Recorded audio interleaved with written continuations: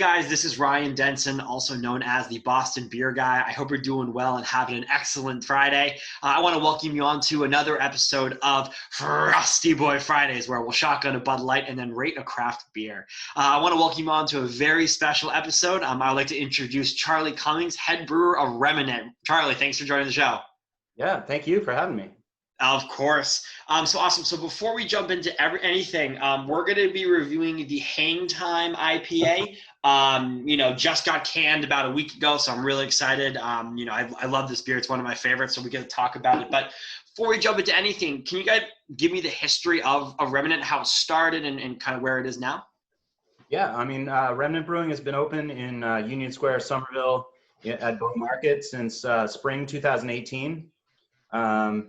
And we're really just trying to be like a community space where everyone feels at home and included. And we want to be brewing beers that we feel passionate about and that are fun for everyone. I'm not going to be brewing it's not a place where you're going to find one of every single style. Mm-hmm. I like to stick to what I'm good at and what I really love. And it seems to resonate. Where the people that come in tend to, be into the stuff that we're doing. So. Yeah. And if you ever go, to Remnant Brewing, they got a small little space, but they're putting out tons of beer, which is awesome. And they got so many styles that they perfected in terms of, different sorts of IPAs. They got some pale ales, they got some sours. So it's all overall a great time. So if you haven't gone to Remnant, we had until the other day, we had 4 barrel-aged beers on tap. So. That's incredible. I like some barrel-aged beers. So awesome. So we're going to jump into the shotgun. Again, this review is brought to you by Proof Somerville on 10 Main Street, so head over there. I'm going to shotgun this beer. I think you're going to be drinking your beer that you already have. Let's see if I can get this. Oh, there we go. Love that. Awesome. Cheers. All right, cheers.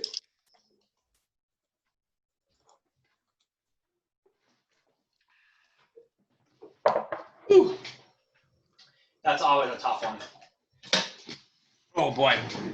Awesome. All right. So today, again, as I mentioned, we're going to be reviewing the Hang Time IPA. So we're going to get this kind of cracked open. So while we're pouring this and starting to drink it, Charlie, can you give me a history about yourself? How did you get into brewing? What kind of made you fall in love into brewing? And how did you get to where you are now?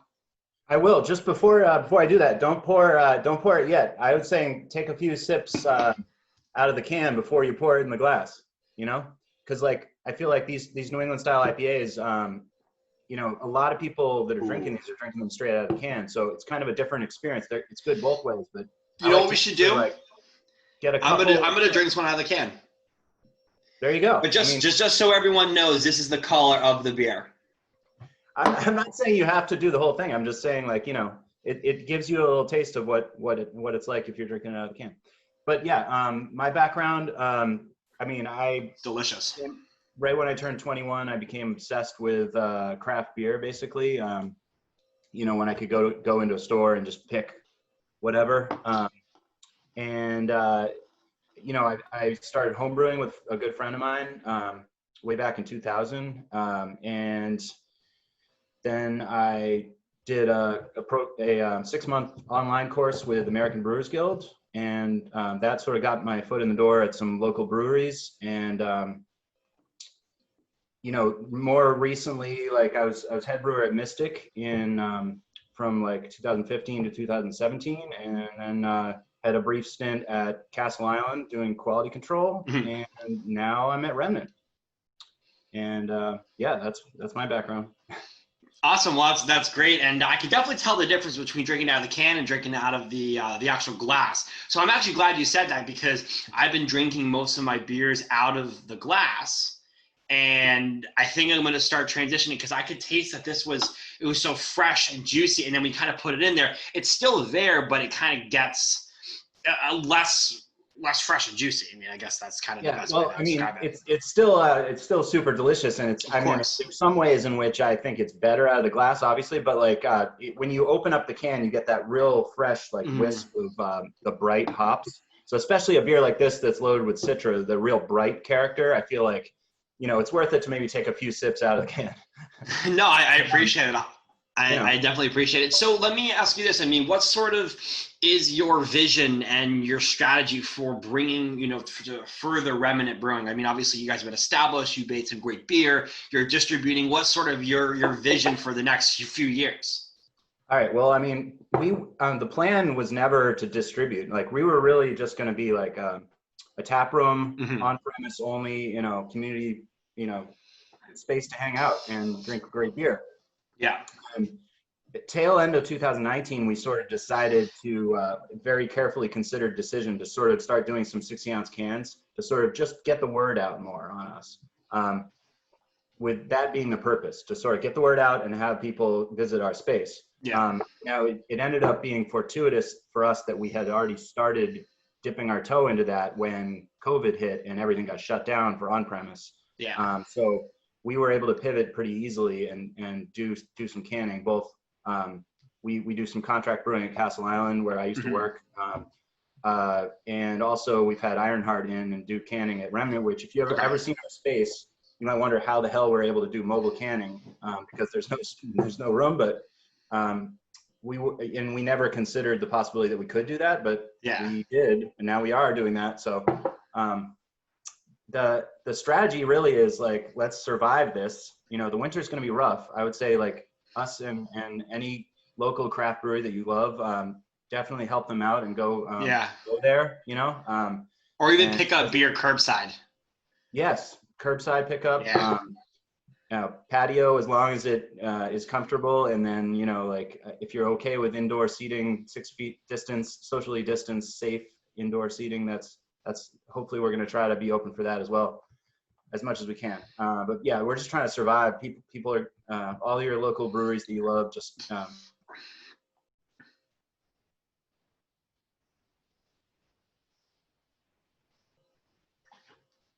before is we don't have any room to expand, clearly. Like, our space is our space, so we're just trying to like make great beer and have people come in and enjoy it.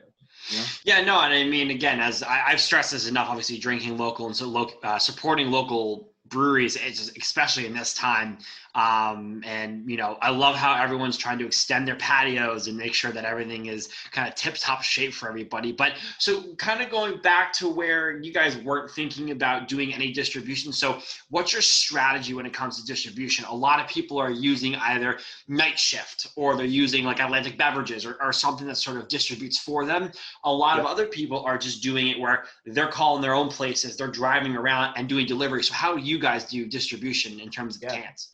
We considered it very carefully, and we have Craft Collective doing distributing for us. We're trying to we have a deal with them where they're only really selling our beer to places they're going to store it cold, which is super important with this type of beer. And we're keeping it so that they don't have too much of an inventory at any given time, so that the beer is going to be fresh all the time. And because we're not trying to like create an empire here. We're not trying to like really expand our distribution. It's really a means to an end, almost, to get the word out more. And obviously people love cans, but we're trying to keep the inventory low, keep the beer cold, keep it fresh. That's our main focus. And they started distributing in Rhode Island, but we're going to keep it close to home. It's not going to be too far afield, but they did just last week, I believe, start distributing in Rhode Island. So that's awesome. We're excited about that. That is pretty cool. And all my Rhode Island followers, and specifically the guys that I work with on the podcast, they'll be happy to know that as well. So kind of switching back a little bit more towards the brewery itself, the beer itself. I ask this question to every single person that I speak to, and especially you, head brewing. When you're brewing a beer, do you keep can art in the back of your head, in the back of your mind, when you're going to say, okay, let's brew? Because if you think about this beer, it's kind of got this hazy color, and I attribute it with this green sort of color. And then the Dream Pop that you have is this sort of like purplish blue can. You got that right there. And that kind of looks like a lucid dream. So is that something that actually is a factor for you? I got to be honest, it was the other way around with these beers. Pretty much all the beers that we've done, we come up with the way that the beer is going to taste first. And we hope it will taste, and then we go with that. Some of them have been a little bit improvised on the brewing side, but we haven't really thought about the label stuff until after the fact in most cases. Okay. But we have a guy named Mike doing the labels cans, and it looks awesome. And then we've had some people in-house do some awesome work on bottle labels. We've had some like 750 ml wax bottles of various beers over, not too many, but we're releasing one in a few weeks. But you know, we have some awesome labels that were done in-house as well. Gotcha. No, I mean, it's cool because you walk into a brewer, or you walk into a liquor store, and you look at all the can art, and I obviously gravitate towards things that pop out. And you think about it like, you know, if I see a bright colory can, I'm going to be like, that's definitely going to be good. And 10 times out of 10, it usually is. So some personal questions for yourself. What's your favorite beer that you guys brew now? What's your go-to? That is a question that everyone asks me, and it's always very hard to answer because, you know, as head brewer, I'm supposed to be making everything great, you know, and I honestly rotate. I'm going to answer the question, but what I'm saying is I would like to cop out and just say I like everything because, and honestly, when I'm having a shift beer, I pretty much rotate through because that's my job. I'm trying to figure out how do these beers taste out of a full glass at this point. But I mean, usually, a lot of times I've answered Dream Pop to that question because I think it's an oat pale ale. It's you know, a hazy, juicy beer, so it's kind of a beer of the moment in that sense. But I'm also really proud of this recipe, the Dream Pop recipe. It has local Valley Malt crystal oats in it, which is a really cool ingredient that gives it like almost like a cookie, like fruit cookie kind of quality in the background. Has mandarina hops, which are beautiful new school German hops. So that's usually my answer, but this time I'm going to say we have a beer called Guerrilla Radio that we just released that you didn't try. I don't think you got to try it. I didn't get to try it. You were in like a day before that. It'll be on for a little while. But it's I'll have to come by and try it. It's a saison with homegrown hops. It's got all my homegrown hops from the backyard in it. It's a 6-barrel batch with 3 pounds dried of a mixture of different varieties. Also has homegrown coriander, and it's just really, really cool. It's a collab with an Irish brewery called HAZY Farmhouse Brewing, which a friend of mine that I used to work with works there. So there's a lot of stuff going on with it, but I just like clean saisons, I like funky saisons too. But you know, regular saisons is one of my favorite things to drink, and so I'm gonna say that right now. Okay. I like that. And kind of going back there a little bit, how big is your hop operation? I mean, how many small? It can't really be called an operation. I literally have like 5 vines back there. But it still takes a while to harvest, you know? Yeah, no. It takes some effort to dry them properly and store them, and, you know. Gotcha. It's fun growing hops. You should grow them. You should grow hops. Oh, yes. You have space? Yes, I have the space. I think my roommate and I are going to brew a few beers, and then we're going to start growing some hops. Gotta wait for the time to be right, if you know what I mean. Weather wise. So my last question I got for you before we jump into the review of the beer is, if you're not drinking Remnant, which it seems like you always are, what's your next best brewery? What's the brewery that you should go to in the Massachusetts area? I mean, there's a lot that are good, but I would say Notch is one of my favorites. I mean, the lager, especially the German stuff that they do. I mean, pretty much everything they do, but the German stuff is incredible. You know, Hefeweizen, lager, all different types of lagers. Even the New England style stuff they do, I think, is underrated and really good. Idle Hands is a favorite of mine. Have you tried Faces in the area? Yeah, we actually have a collab with Faces that's on there. Well, it may have picked, but we have a dark saison. That is a collab that we did over there, and they only had a few kegs that were non-barrel aged, and that has been on tap. It may still be on tap, I think. I have to try to get back over there, but most of it's aging in cab barrels. So that'll be like in a few months. So that's a really cool beer. But and I know those dudes from before they opened too. So yeah, Faces is awesome. Malden in general, right? They got some great beers. Idle Hands. Yes, honest weight is great. Okay. Yeah. Yeah. No, I love it. So I feel the same way. I mean, I went to Idle Hands the first time a few weeks ago, Faces again for the first time a few weeks ago, and it's all just great beer. You can't really go wrong in this area. I mean, it's the Right. hub. Awesome. So let's get into this beer. So talk to me a little bit about this beer that we're drinking right now, and then rate it 1 through 10. As someone who would maybe come in and never tried Remnant Brewing and, try to get yourself out of the, I'm the head brewer and get into more of like, Right. I'm going to walk in and try it. So talk to me a little bit about this beer and what's kind of going on. All right. So it's a juicy New England style IPA, bright, fruity, juicy. It's Citra forward. We say it's Citra forward because it's mostly Citra, but it also has a dash of Peel Melon, which is a really cool, again, another new school German hop variety, similar to Mandarina, but it has a melon quality. Go figure. It's in the name. But it lends sort of a really cool note to this that keeps it from being one-dimensional. And it's probably our haziest beer. We also do a cool pull on it, so a reduced temperature whirlpool, so that gives it a little bit of a lower, smoother bitterness, as well as more aroma from the whirlpool addition. There's a lot of dry. I mean, most of the aromas come from the dry hop, I would say, but when you do a cool pull, you get a little bit more aroma from the whirlpool part of it as well. And we don't do that on all our IPAs. This is probably the lowest bitterness of any of our IPAs. So it gives you a nice smooth finish. In comparison to like some of our other IPAs, like Clip Art is our rotating IPA. That one intentionally has a little bit higher bitterness and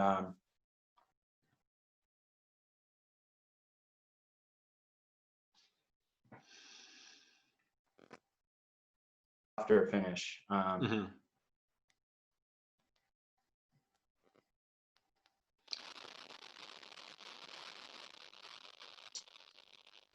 Oh, sorry. I think I lost you there for a second.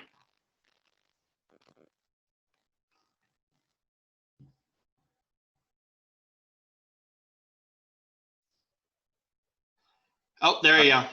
We're having some Wi-Fi issues here. I'm getting an extender for my room, so hopefully this will be the last time that happens. But you were talking about the bitterness. You're kind of going in and you cut out a little bit. So you're talking about Clip Art, and kind of what you're doing there. I was just saying that, like, we do a cool pull on Hangtime and a little bit lower bitterness.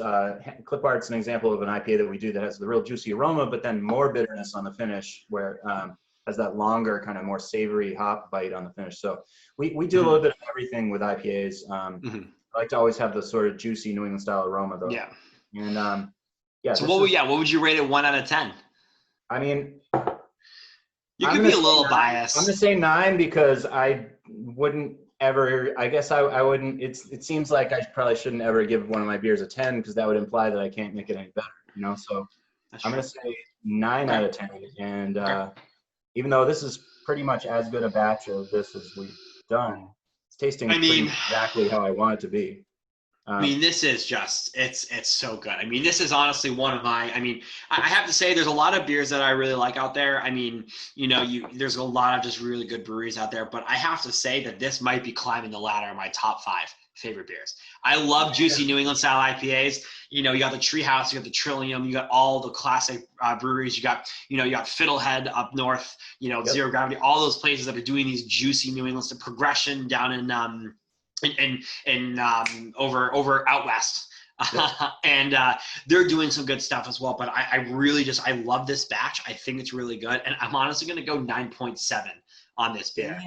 I think this is honestly probably one of the best beers I've had on this show. No offense to all the other breweries that I've worked with, but it's just it has all the aromas you want. It has the juiciness of what you want, and like you can have a few of them, and you're going to be feeling good, but you're going to enjoy the beers. It's not something that you're just going to kind of crush. It's something you're going to actually enjoy and you want, and it's just I had to pick up another 4-pack of these at Proof when I went there this past week because I needed more. I had the first sip when you gave it to me, and I was just like, I can't only have 4. I need more, so I got more. No, but I think it's great, and yeah, I think honestly it's probably one of the top beers that I've had in a while. Damn, that's great to hear. That means a lot. Thanks. Yeah, of course. Yeah, awesome. glad you were able to get some of it. And yeah. Of course. Awesome. Well, listen, Charlie, thank you so much for joining the show. I just appreciate to have you, and hopefully we'll have you come on again. Yeah, I would love to. Awesome, man. All right. Cheers. Cheers.